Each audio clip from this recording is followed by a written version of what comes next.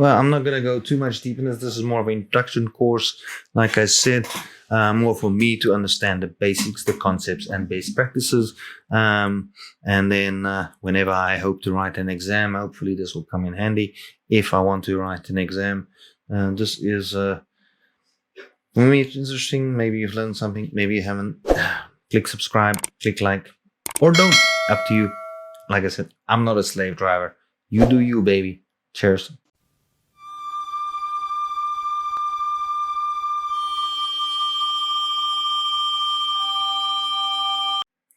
So, like I said, I am trying to learn some of the best practices of Google. So let's look at the definition of cloud storage.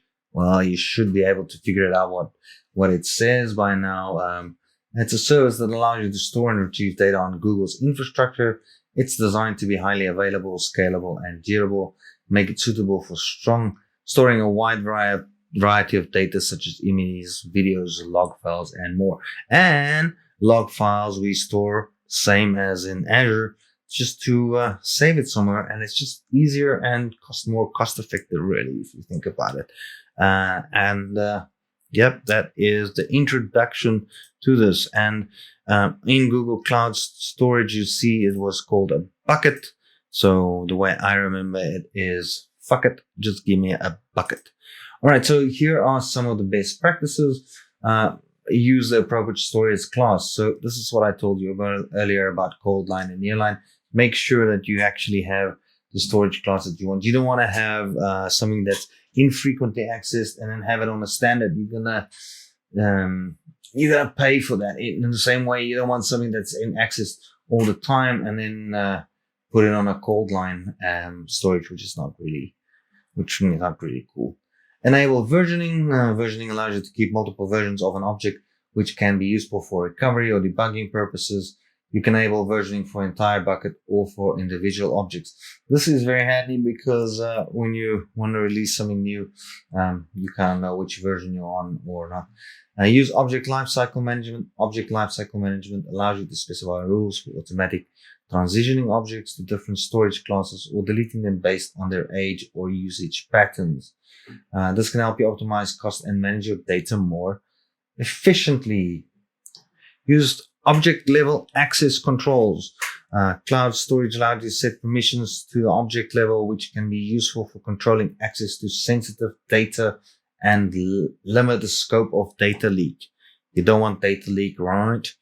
As normal, I just showed you a little bit of G-Cloud commands because I do think it's important to know. Coming from Azure, I use the Azure CLI quite a lot. Whenever I use it, I try and go through CLI. You can use the CLI with the GSUtils command. You can do it through the console in the terminal as I showed you in the previous video. If you didn't see that, you can go back. I will do more on the terminal later when I do more practical. This is more of an introduction to Google, so to get my memory also refreshed and learn a little bit about it. So to create a storage bucket, you run the GSUtil command, GSUtil make bucket. That's what the MB stands for. And then you say GS and then your bucket name. And yep, that is it. And this will create an assigned default class and allocation. You can then use the GS tool to choose other methods and upload and download images. Yeah, that's it for this section. If you think this section was helpful, please drop a note. This is a very short section. I am not going to go into depth in this sections at this moment. There are other times. Okay, so today we're in the GCP console. I'm going to show you about cloud storage. I'm going to give you the basics. So if you search for cloud storage, you can just go up to your menu here. You'll see, oops, it's gone. Oops, it's back. And then you just go to cloud storage. And they've got something in Google, same as AWS, called buckets. In AWS, it's called an S3 bucket with a simple storage solution. Yes, I know my acronyms. And my internet's still slow. I think it's because I'm streaming. I'm not really sure. There is my buckets. I don't have any buckets. I can create a bucket, which is basically just a storage account.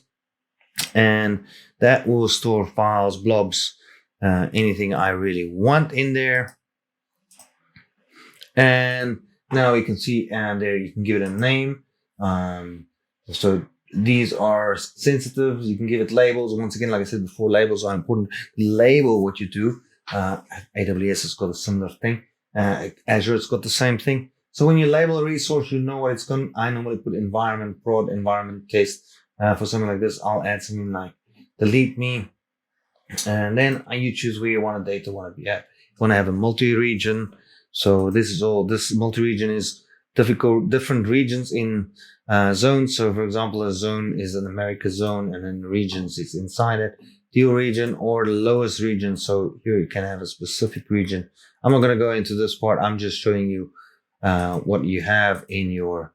There is the types of storage classes: standard, nearline, cold line, and archive. Standard is the most one we use because that's by default the one we use, and it is a nice description for you for the short-term storage and frequently accessed data.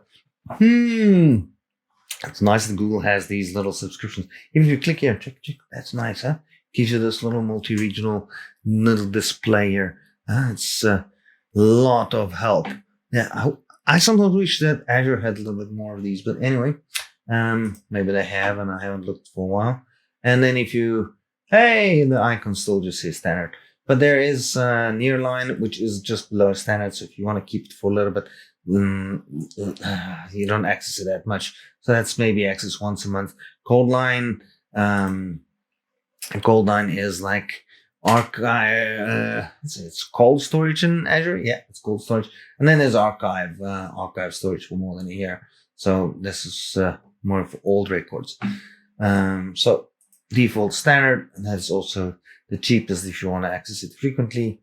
And then here's the access control and how to obtain objects. I'm not going to create this. We can create a later one at stage. I'm just showing you what I'm going to be talking about. All right. So now you know what I'm talking about in the console, because it's important to see it in the console. Let me go and explain some best practices.